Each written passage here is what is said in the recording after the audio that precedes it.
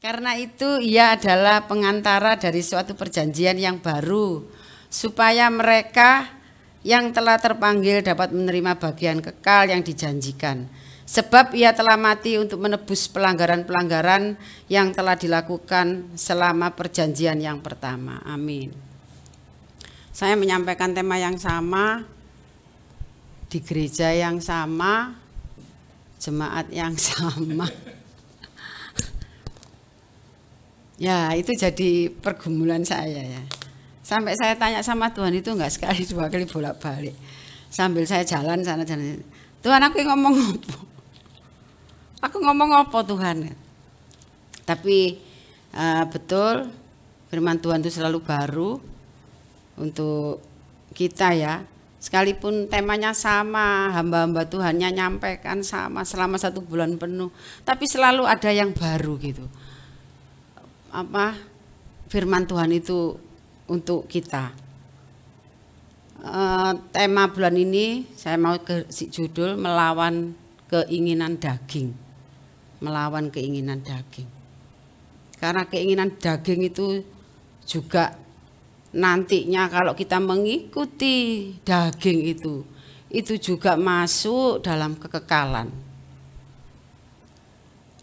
Kita baca di dalam Roma 8 ayat 5 sampai 8 ya. Sebab mereka yang hidup menurut daging memikirkan hal-hal yang dari daging. Mereka yang hidup menurut roh memikirkan hal-hal yang dari roh. Karena keinginan daging adalah maut, tetapi keinginan roh adalah hidup dan damai sejahtera. Sebab keinginan daging adalah perseteruan terhadap Allah, karena ia tidak takluk kepada hukum Allah. Hal ini memang tidak mungkin baginya. Mereka yang hidup dalam daging tidak mungkin berkenan kepada Allah. Mereka yang hidup dalam daging tidak berkenan kepada Allah. Jadi jelas ya, kedagingan kalau kita mengikuti keinginan daging kita. Di sini dikatakan tidak berkenan kepada Allah, dan itu perseteruan bagi Allah. Jadi Tuhan itu kalau kita hidup dalam daging, otomatis kita hidup di dalam hal terbesar yang menghambat pertumbuhan rohani anak-anak Tuhan adalah dosa dan keinginan daging. Keinginan daging yang membuat kita terpisah dari Allah, yaitu membuat perseteruan dengan Allah. Sekarang kita kita itu harus memilih ya. Kita sudah ditebus, yang tadinya kita hidup di dalam daging sepenuhnya, kemudian dengan kemurahan Tuhan kita ditebus sama Tuhan dan dijadikan bagian dalam kerajaan surga. Dan di dalam kerajaan surga inilah kita itu, karena Tuhan Allah Bapa itu adalah roh. Jadi Tuhan itu menuntut kita yang sudah ditebus ini untuk hidup di dalam roh. Itu harus. Karena kedagingan itu bisa membuat kita terpisah dari Tuhan. Karena apa? Akhirnya kita melakukan dosa. Karena keinginan daging yang kita turuti. Itu sakit hati, mangkelan ya, terus suka bohong demi supaya dia dapat sesuatu, dia berbohong. Terus apa lagi? Banyak ya. Kelihatannya memang ngono tok itu wis biasa. Lah itu memang itu kehidupan dunia. Tetapi kita sudah ditebus dengan darahnya. Kita tidak lagi seperti itu gitu, tidak serupa lagi dengan dunia. Kita sudah dipisahkan dari orang manusia dunia. Kita sudah ditebus, dijadikan manusia roh. Dan kita tahu semua ya, manusia roh adalah mengikuti keinginan roh, yaitu Roh Kudus. Apa yang diinginkan Roh Kudus? Kita harus melepaskan sakit hati itu, benci, dendam. Karena kembali lagi, karena kedagingan kelihatannya cuma sepele, karena itu manusiawi, pasti wong masih punya keinginan. Tetapi siapa yang sudah mengikut Kristus, dia harus menanggalkan kedagingan ini. Memang nggak bisa tiba-tiba dumadaan, ujuk-ujuk, nggak bisa, memang nggak bisa. Sekalipun jangankan sedangkan hamba Tuhan yang sudah pakar, sudah ngelontok firman Tuhan, langsung prusut firman itu metu. Itu aja dia masih terus berusaha untuk mengalahkan, melawan kedagingan, keinginan daging. Karena apa? Karena mata itu melihat, waduh, apik. Tapi kalau cuma sekedar melihat sih enggak masalah, tapi kan enggak mungkin kita punya rasa pingin memiliki. Apalagi kalau sudah lihat ini ya, lihat perempuan yang seksi, ini ya bapak-bapak ini. Sebenarnya sudah mau, dagingku ndak boleh, masih aku seksi, tutupi, tapi masih buka gini. Nah, masih intip-intip. Karena apa? Karena barang bagus. Eman nggak didelok. Tetapi itu sudah menimbulkan apa? Keinginan dosa gitu. Oleh karena itu kita sebagai orang percaya yang sudah lahir baru seharusnya melawan sifat-sifat daging. Memang enggak bisa dengan kekuatan kita sendiri. Karena daging itu lebih kuat tanpa ada Roh Kudus di dalamnya. Tapi kalau kita menyertakan Roh Kudus itu, selalu kita itu mau diingatkan, selalu mau mempunyai komitmen untuk menjadi pelaku firman, kita bisa melawan kedagingan itu dengan kekuatan yang dari Tuhan, yaitu Roh Kudus yang ada di dalam setiap kita. Jangan terus aku manusia juga mesti punya keinginan, iya punya keinginan. Tapi yang paling utama adalah apa? Kita harus mengingini seperti yang Bapa inginkan. Yaitu Roh Kudus menginginkan apa? Bapa itu menginginkan hanya satu yang diutamakan, banyak jiwa yang diselamatkan. Kalau kita yang sudah diselamatkan Tuhan dan hidup kita itu masih dalam kedagingan, mana kita bisa jadi contoh, mana kita bisa melihat orang itu ada Kristus di dalam hidup kita. Kalau kehidupan kita masih tetap nyekut kiri, nyekut kanan, terus pinjem uang seenaknya tanpa mikir, minjem habis itu lupa ngembaliin, sekali masih dimaafkan. Itu sudah apa yang kita lakukan ini sudah mengecewakan orang. Yang tadinya dia kasih pinjem itu karena kasihan, bisa menolong. Tapi kemudian kita seenaknya. Akhirnya dia sudah nggak percaya dan kecewa. Itu contoh kecil. Iri, terutama iri ya. Iri itu, kelihatan cuman iri. Ya aku kepingin iri. Iri itu kalau sudah menguasai hati kita, kita akan mengikuti hati kita itu seperti yang kita ingin. Umpama kayak Bu Olivia punya sesuatu, dan saya itu pengen ya dari dulu. Bu Olivia bisa. Saya iri gitu loh. Bu Olivia nggak kerja kok iso duwe. Maaf ya. Sama aku gak kerja. Akhirnya iri gitu. Podo-podo gak kerja kok dia iso tuku, aku kok gak iso. Akhirnya apa? Saya berusaha. Berusaha untuk bisa saya punya sama yang seperti punyanya Bu Olivia. Dengan cara apa? Ya pokoknya dapet. Itu iri, sakit hati yang akhirnya nggak bisa bertumbuh.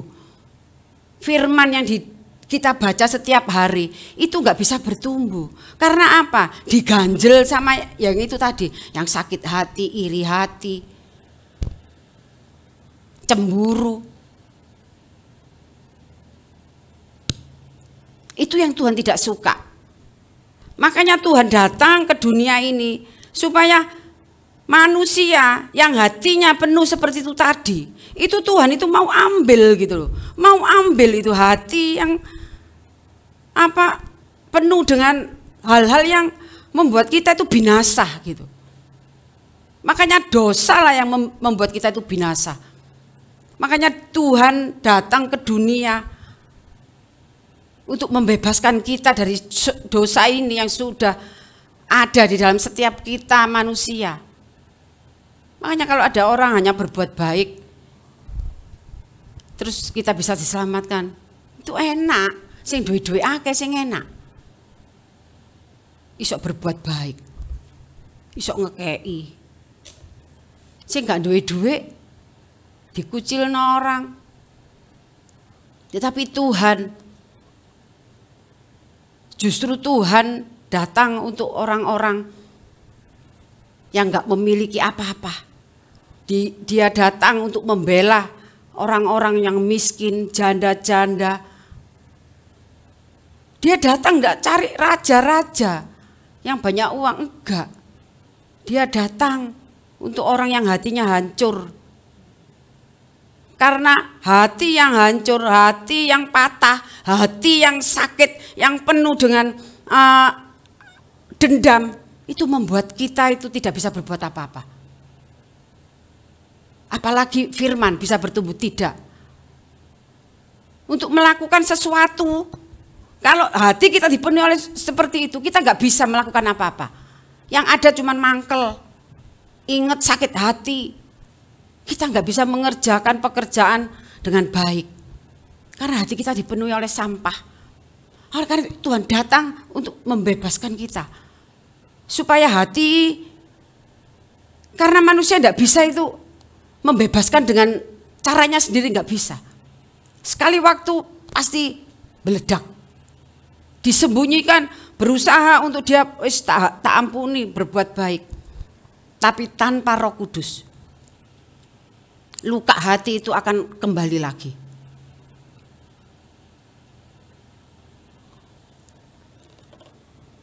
Oleh karena itu kita harus periksa diri kita. Apakah hidup kita lebih banyak memikirkan keinginan daging atau kita memikirkan keinginan roh?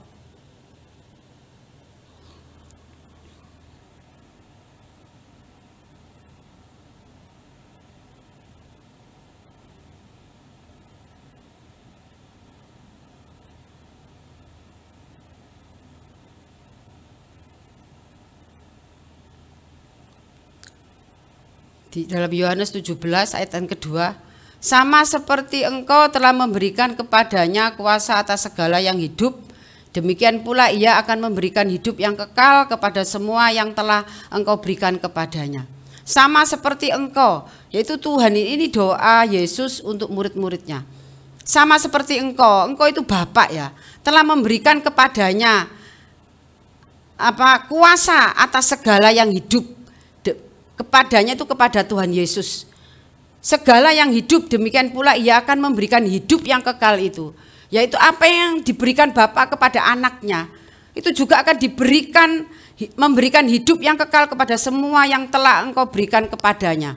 Yaitu kita semua ini yang telah diberikan Bapa kepada Tuhan, yang memiliki hidup Dan kita di dalam Tuhan, kita juga diberikan hidup. Di ayat 9, aku berdoa untuk mereka, bukan untuk dunia ini aku berdoa. Tuhan Yesus berdoa bukan untuk mereka yang ada di dunia, tetapi untuk mereka yang telah Engkau berikan kepadaku, sebab mereka adalah milikku. Jadi Tuhan datang ini, Tuhan berdoa ini bukan untuk dunia loh, untuk orang-orang pilihannya.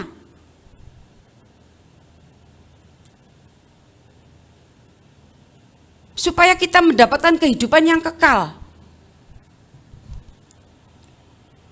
Dan segala milikku adalah milikmu, dan milikmu adalah milikku. Dan aku telah dipermuliakan di dalam mereka. Dan aku tidak ada lagi dalam dunia, tetapi mereka masih ada di dalam dunia. Dan aku datang kepadamu, ya Bapa yang kudus, peliharalah mereka dalam namamu, yaitu dalam namamu yang telah Engkau berikan kepadaku, supaya mereka menjadi satu sama seperti kita. Itu loh doanya Tuhan, luar biasa untuk kita. Peliharalah mereka dalam namamu, yaitu namamu yang telah Engkau berikan kepadaku, yaitu nama Yesus Kristus ya. Supaya mereka menjadi satu sama seperti kita. Tuhan itu supaya kita itu bisa menjadi satu di dalam kerajaannya suatu saat nanti. Oleh karena itu, saat kita masih di bumi ini, kita itu masih ada daging dan darah ya. Dan kita merasakan segala, kita lihat, kita rasakan, kita lihat anak itu rasanya, anak yang nggak bisa dikasih tahu, mama ya bandel, itu rasanya aduh. Masih merasakan semua itu. Tetapi ayolah kita hidup di dalam roh. Supaya apa? Supaya apa yang tidak kita mampukan untuk kita kerjakan. Roh Kudus itulah yang memampukan kita untuk melakukan apa yang jadi kehendaknya Bapa. Kita dipilih itu tidak hanya sekedar dipilih, tapi ada tujuan gitu loh Bapak untuk memilih kita sebagai anak-anaknya. Supaya apa? Supaya orang yang belum mengenal Dia melalui hidup kita dan melalui lidah kita untuk menyampaikan firman-Nya. Kalau Tuhan berkehendak, orang yang akan mendengar firman yang kita sampaikan itu akan bertobat. Karena Tuhan menginginkan banyak jiwa-jiwa yang diselamatkan gitu. Kalau cuman sekedar kita diselamatkan, kita ke gereja, kita berdoa untuk diri kita sendiri, apalagi kita diselamatkan terus hidup kita nggak bertumbuh, tambah jadi batu sandungan, nggak bertumbuh, nggak berbuah, dipotong nanti sama Tuhan. Ingat pohon aras, pohon arah, Tuhan lihat nggak berbuah, mati. Begitu juga dengan kita. Kalau kita nggak berbuah sebagai anak Tuhan, sebagai yang mengerti dan mengenal kebenaran, dan kita nggak bertumbuh, kita tetap dengan egois kita tetap dengan pikiran-pikiran kita, ya kita akan mati. Mati walaupun kita hidup, tapi roh dan jiwa kita itu sudah mati gitu loh. Sudah tidak berkenan di hadapan Tuhan. Mari kita kita berusaha untuk menanggalkan kedagingan ini. Artinya kedagingan yang bisa membinasakan kita ya. Saya dulu sebelum saya mengenal kebenaran dan sebelum saya belajar untuk melakukan firman Tuhan di dalam kehidupan saya, hidup saya itu nggak ada nggak ada puasnya gitu, kurang, dan selalu marah, emosi, kesenggol anak, Itu anak sudah saya marahin. Saya dulu seperti itu. Saya kalau marah tersinggung sama orang, ada kesempatan saya ngomong sama dia, satu dua kata orang itu bisa sakit hati. Mulut saya itu benar seperti pisau yang membelah dua. Tapi puji Tuhan ya, saat saya masih hidup di dalam dosa, saya masih berperkara dengan dosa, Tuhan itu ternyata mengasihi saya gitu. Dan ada bedanya tinggal di dalam roh dan masih kedagingan ini masih penuh. Itu beda. Saya bisa ngomong karena saya belajar, saya mau Tuhan hidup di dalam roh-Mu. Aku mau Tuhan, tapi tolong mampukan aku. Aku ngomong sama Tuhan, paksa aku kalau aku jadi bandel. Karena saya tahu gitu loh siapa saya. Saya orangnya nggak ngerekenan gitu loh, nggak ngereken. Masuk kayak ditegur gitu ya, gak tak reken. Katanya gak tak reken, terus ngomong tak, wah gitu bisa. Itu dulu saya. Tetapi Tuhan bawa saya dari dunia ini ke dalam rencananya ya. Ternyata saya sering masih sampai sekarang itu saya itu sering begini. Tuhan, bener tak Tuhan? Kalau aku mau lihat ke belakang lagi Tuhan, kayaknya gak mungkin gitu. Tetapi aku kok bisa melakukan? Ayo kita jangan merasa kita nggak bisa. Jangan merasa aku duduk sopo-sopo, aku nggak pernah mengikuti pelajaran-pelajaran kayak kayak pelajaran Alkitab. Enggak pernah. Saya juga nggak pernah. Tetapi kita belajar, ayo belajar kepada Roh Kudus. Minta Roh Kudus mengajar kita, minta Roh Kudus untuk mendidik kita. Minta Roh Kudus untuk pengertian-pengertian untuk menyingkapkan firman ini. Itu Roh Kudus itu mengajar sendiri, bisa mengerti sendiri kita itu.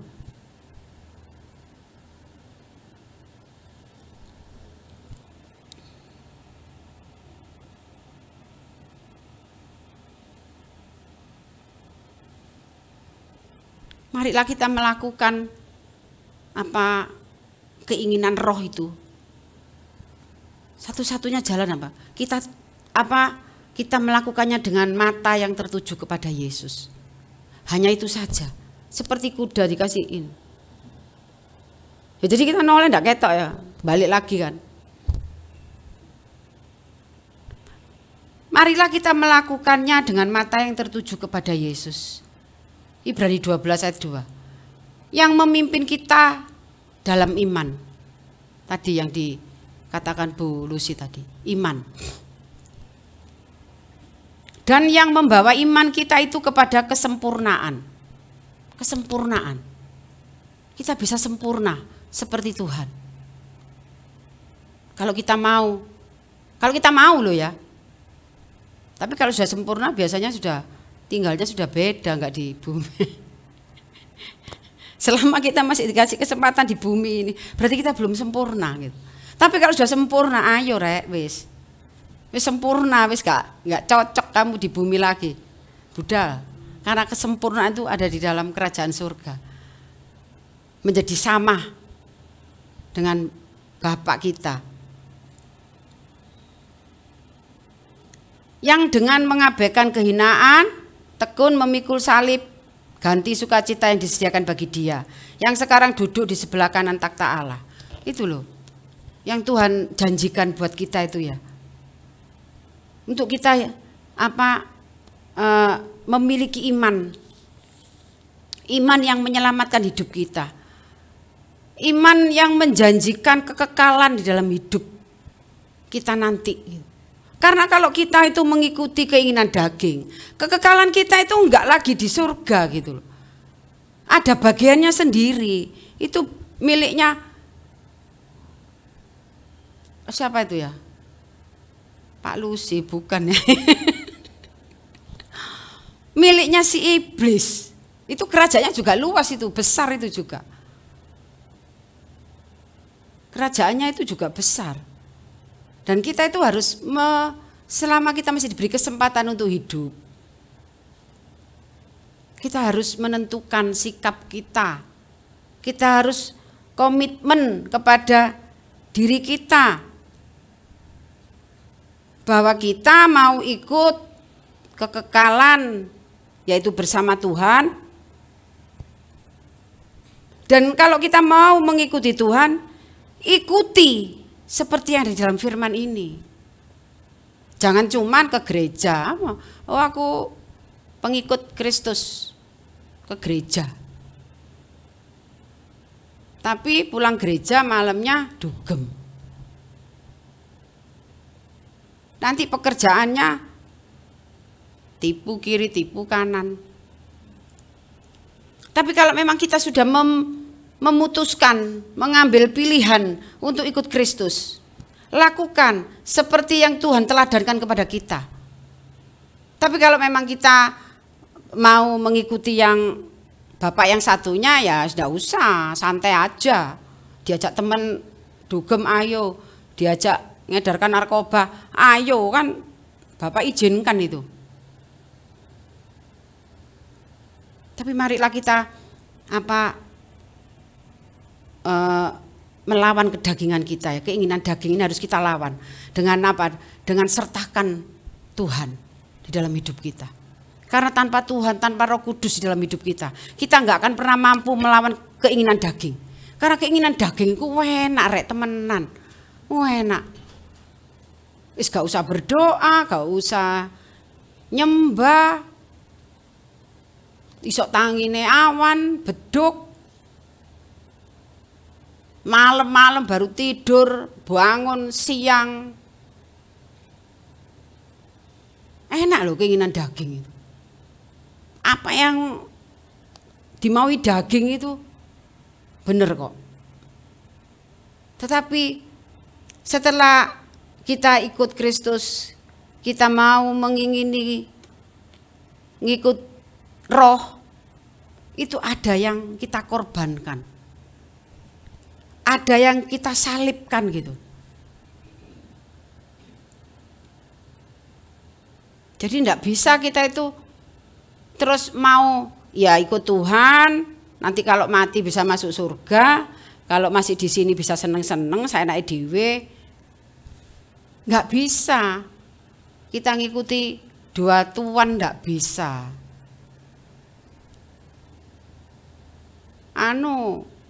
Bisa patem. Yang satunya gajinya bulanan, yang satunya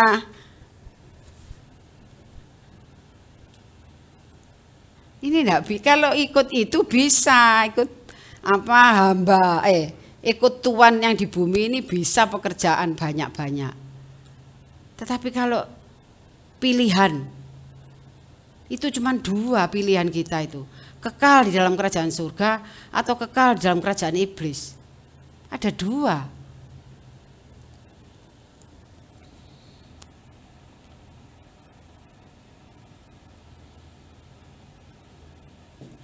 Mengikuti keinginan daging itu nggak ada puasnya ya, nggak ada habisnya. Saya dulu itu, ancur-ancuran ya. Tapi karena saya mau ikuti Roh, saya mau tanggalkan. Memang nggak mulus, pasti jatuh, gagal. Tapi karena keinginan ikut Tuhan itu lebih kuat, kita akan dimampukan bangkit lagi untuk hidup di dalam Rohnya. Tapi kalau kita cuma sekedar, kita nggak mampu, kita nggak bisa, kita kan nggak akan peka. Apalagi kita nggak pernah baca firman. Tapi puji Tuhan ya, di sini ada bar itu ya.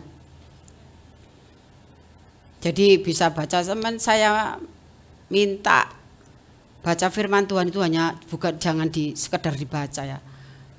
direnungkan, ditanyakan sama Tuhan. Memang jawaban kadang nggak langsung dapat jawaban. Tapi enggak tahu itu besoknya, enggak tahu apa. Itu kayak Tuhan itu apa ya? Saya sendiri tuh mengalami gitu ya. Kayak tiba-tiba gitu saya tuh bisa ngerti gitu loh. Bisa ngerti gitu loh. Sampai saya ngomong sendiri sama Tuhan. Oh, Tuhan gini ta Tuhan. Itu loh, kalau kita itu memang apa sehari-hari kita itu terus connect sama Tuhan, enggak hanya pagi tok mari ngono sinyalnya hilang bles. Nanti cari sinyal lagi kok angel. Tapi kalau pagi terus sinyal itu dipakai terus, kan dia mau turun mancep, nyala terus gitu. Ngomong sama Tuhan, nyembah sama Tuhan, memuji, itu yang saya lakukan. Tapi nanti kalau cuman pagi, sinyalnya naik, habis berdoa, sampai jam agak siang, ini enggak dipakai lagi sinyalnya, turun. Sampai pagi lagi. Kok mari ngono? Ada keadaan, ada angin, ada cobaan. Sinyalnya hilang. Gak nyambung-nyambung apa? Turu, enak ya. Mending kalau cuman hilang terus nanti muncul. Lek sampai abang. Wifi kalau sudah merah kan enggak bisa sama sekali itu. Sudah enggak ada sinyal sama sekali, enggak ada internet. Seperti itu hubungan kita dengan Tuhan. Kalau kita enggak terus menjalin hubungan sama Tuhan, komunikasi sama Tuhan, kita enggak akan pernah mengerti apa yang menjadi isi hati Bapa untuk kita gitu. Enggak akan pernah ngerti. Kalau kita cuma sekedar laporan, Pak, makasih ya Pak yo, aku teko Pak, mari ngono langsung minggat. Tapi kalau kita ngomong, bicara, itu Tuhan itu terus kasih yo. Ya apa cara tidak tahu, tiba-tiba kamu itu bisa ngerti gitu loh. Itu yang Tuhan kerjakan buat kita. Makanya kita harus dipenuhi Roh Kudus. Supaya kedagingan kita yang mau narik kita itu. Karena roh itu penurut ya. Kalau keinginan daging itu lebih besar, roh nurut nang daging. Tapi kalau keinginan untuk mencari Tuhan, roh itu juga, roh kita itu juga ngikuti gitu loh. Untuk cari Tuhan, untuk nyembah, untuk muji. Lawan kedagingan itu, lawan keinginan daging. Minta Tuhan. Kalau kita nggak minta Tuhan, kita nggak bisa dengan cara kita. Kita itu lemah kok. Kita itu nggak berdaya tanpa Tuhan. Seperti ranting yang nggak nempel sama batangnya, pasti dia akhirnya kuning coklat, lama-lama mati dia. Nyuklek gampang klek gitu dok. Kalau sudah kering gitu. Seperti itu kita. Kalau kita nggak nempel, benar-benar nempel sama Roh Kudus, kita nggak akan pernah mengerti kehendak Bapa, nggak akan pernah ngerti. Kita akan terus berjalan dengan kemauan kita sendiri, karena nggak ngerti kan. Seperti anak kecil, orang tuanya ngajari, didik, karena dia belum ngerti, yang masih bersetahun. Ya jalan aja, nggak tahu itu ada mobil, nggak tahu itu ada batu, diterabas saja kalau anak kecil. Makanya kita dituntut untuk dewasa, yaitu supaya kita itu mengerti. Untuk mengenal anak kalau sudah mulai dewasa, dia mengenal orang tuanya dengan baik. Dia mengerti apa yang menjadi apa orang tuanya itu, kenapa orang tuaku kayak gini. Mengerti anak itu. Apa yang menjadi kemauannya mamanya, papanya, ngerti anak itu. Karena apa? Sudah mulai dewasa. Tapi kalau kita tetap tinggal di dalam anak-anak, kalau waktunya Tuhan datang, celakalah orang yang masih perempuan yang mengandung. Itu artinya perempuan yang mengandung, ya kita ini akan pengantin perempuan yang masih dalam kandungan, nggak ngerti apa-apa, dalam kegelapan, celakalah. Begitu juga dengan yang masih anak-anak. Kita akan celaka gitu. Saat waktunya Tuhan datang, kita masih dalam keadaan anak-anak, kita masih dalam, apalagi masih di dalam kandungan kegelapan, kita nggak bisa melihat apa-apa, binasa kita.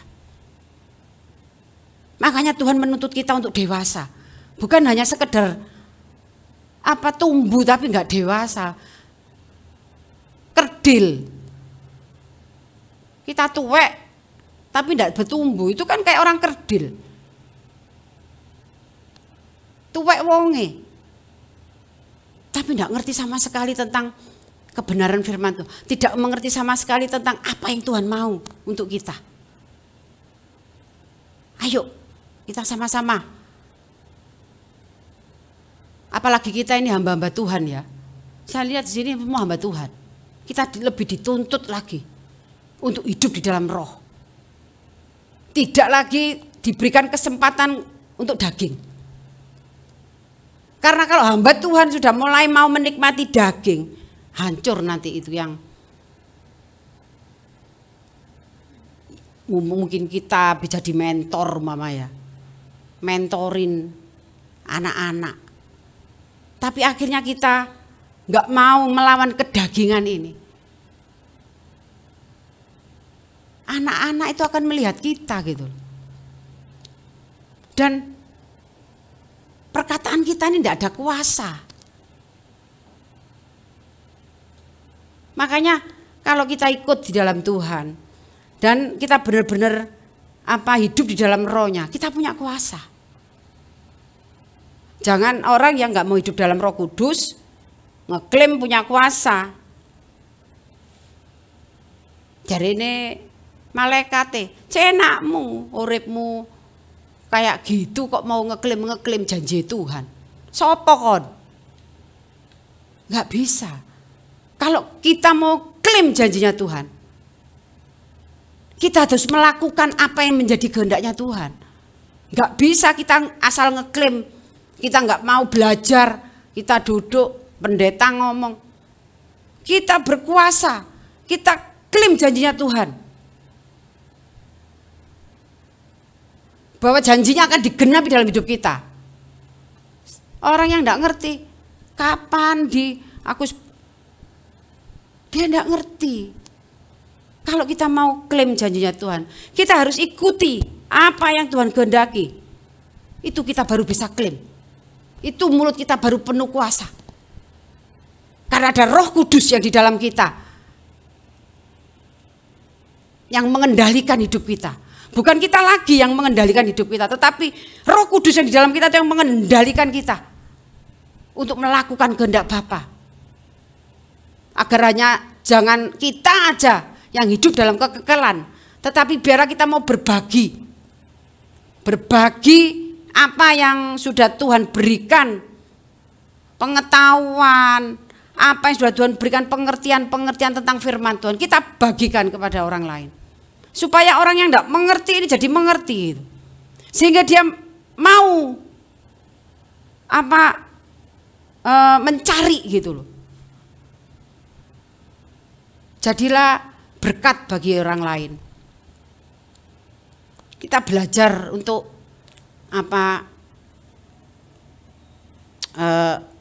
mentransferkan apa yang Tuhan berikan kepada kita untuk orang lain. Supaya banyak keluarga yang diselamatkan. Banyak anak-anak muda. Saya beberapa bulan itu hati saya itu taruh Tuhan untuk berdoa untuk anak-anak muda ya. Saya kalau jujur saya itu kalau melihat anak-anak muda masih kayak laga, anak SMA gitu ya.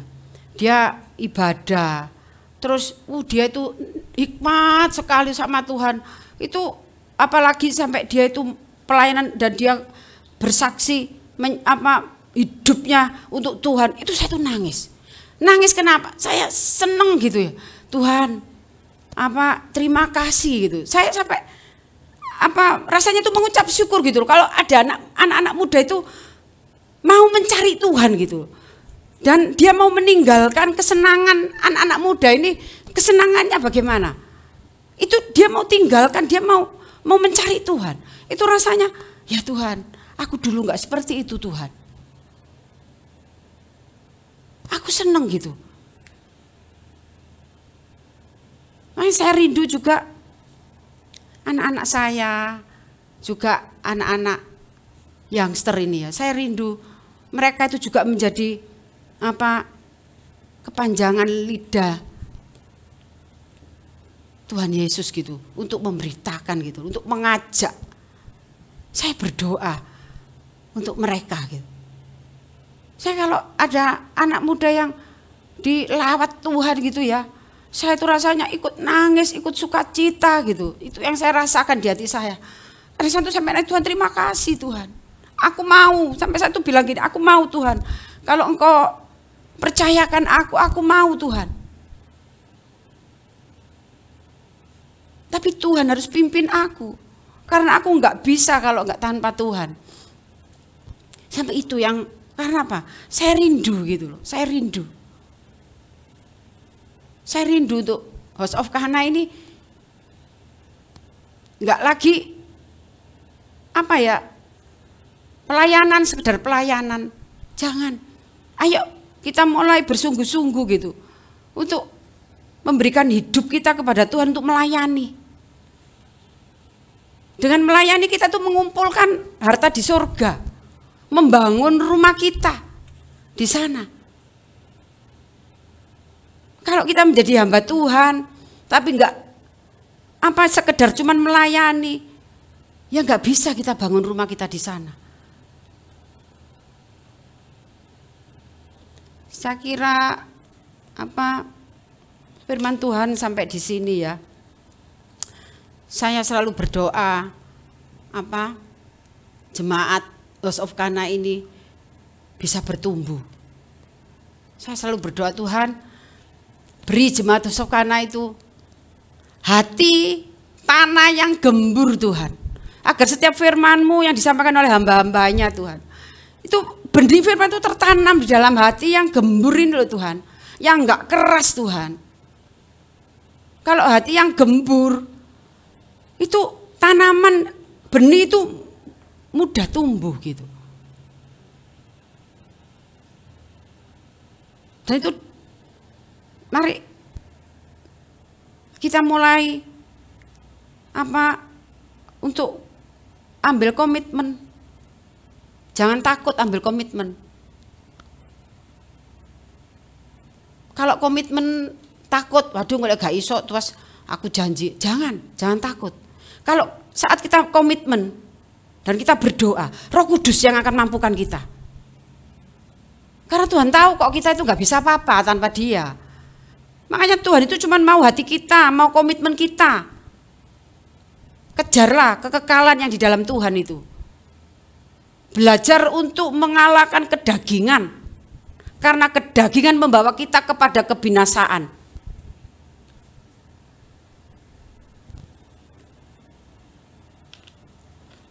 Terima kasih, biarlah firman ini memberkati kita dan menjadikan kita itu tambah dewasa ya.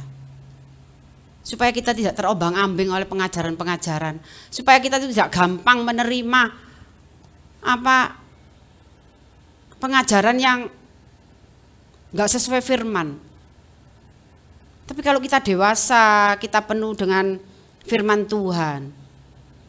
Jangankan sampai ngomong tentang Tuhan itu panjang lebar.